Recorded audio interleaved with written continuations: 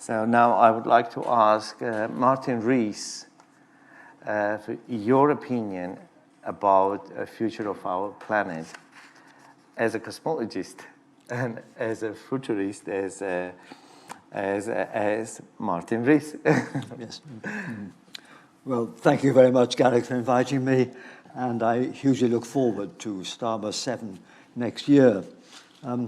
Let me give a cosmic perspective, because astronomers tend to think on these big scales. Our Earth has been around for 45 million centuries. But this present century is special. It's the first in all those 45 million when one species, namely the human species, has the future of the planet in its hands. And as we've heard already from Brian, we are facing huge dangers of how we could destroy our planet or set back human life. And also we have to worry about not just human life, but the marvelous biosphere of which we're a part, and keeping that alive and preserving it. And I'd like to quote the great ecologist E.O. Wilson, who says, "If our actions lead to mass extinction, it's the sin that future generations will least forgive us for. It will be an irreversible loss." So we have huge responsibilities. And the other thing that one knows as an astronomer is that the future is probably longer than the past.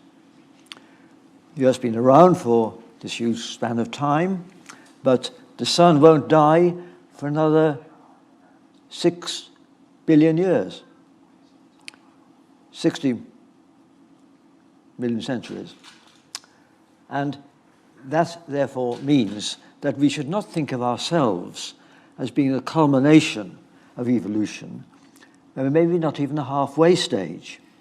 And therefore, if we snuff things out now, we destroy not just what's on the planet at the moment, but we may foreclose huge potentialities on Earth and far beyond.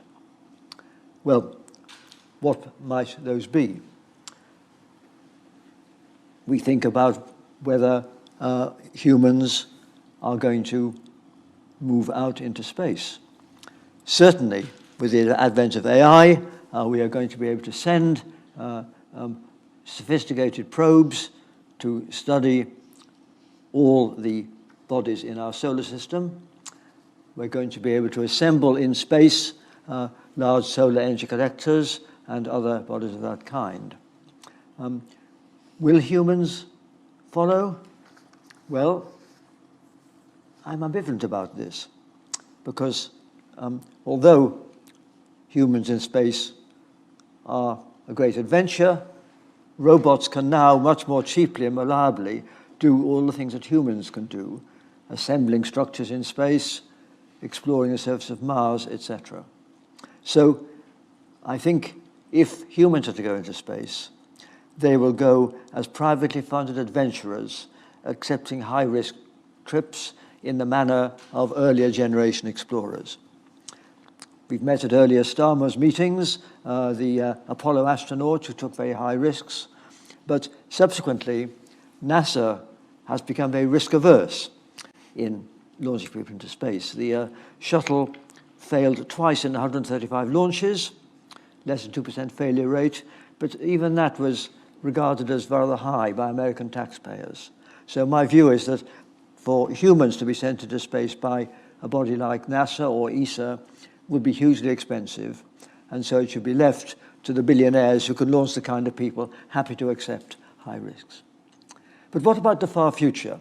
Of course, humans are not the culmination of evolution, and the key question is the extent to which flesh and blood entities will become post-humans, or whether the post-human era will be dominated by AI. And again, this is a fascinating topic, which I guess will be discussed. It affects the future of the life on Earth.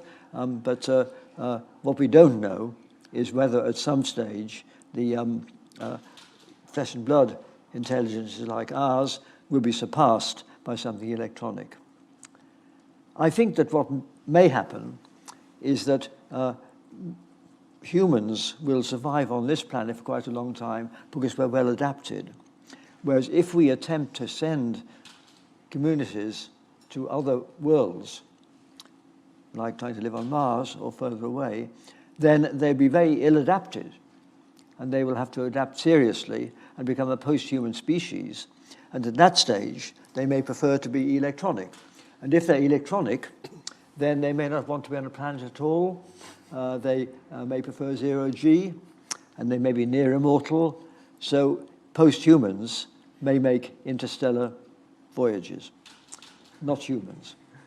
And of course, my final point, which is a scientific question that I hope will be answered this century, is the galaxy awaiting our post-human progeny, or is there lots of life out there already?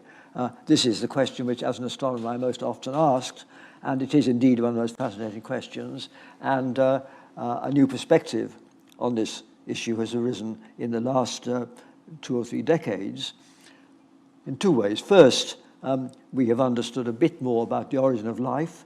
We still don't know how life began. We don't know the transition between complex chemistry and the first metabolizing, reproducing entities we call alive. We understand Darwinian evolution after that, but we don't know whether it was a rare fluke or whether it would have happened in other places. And what we've learnt in the last decade or two is that many other stars are surrounded by retinues of planets, just as the sun is surrounded by the Earth and the other familiar planets. And there are probably in our Milky Way galaxy many millions, maybe even billions, of planets like the young Earth, about the size of the Earth and orbiting a stable star, so there's a temperature where water can exist. And of course, the key question is, will some of them have evolved life, even intelligent life? And there are serious efforts to try and address those questions using big telescopes of various kinds. And I, in fact, chair the committee funded by Yuri Milner in California to look for evidence for intelligent life in space, and a lot of other projects looking for any kind of vegetation on any of these planets. So this is going to be an exciting development, and that will tell us whether a disaster to the human race is a terrestrial disaster or natural cosmic disaster, which will foreclose the option of the entire universe being greened by human descendants.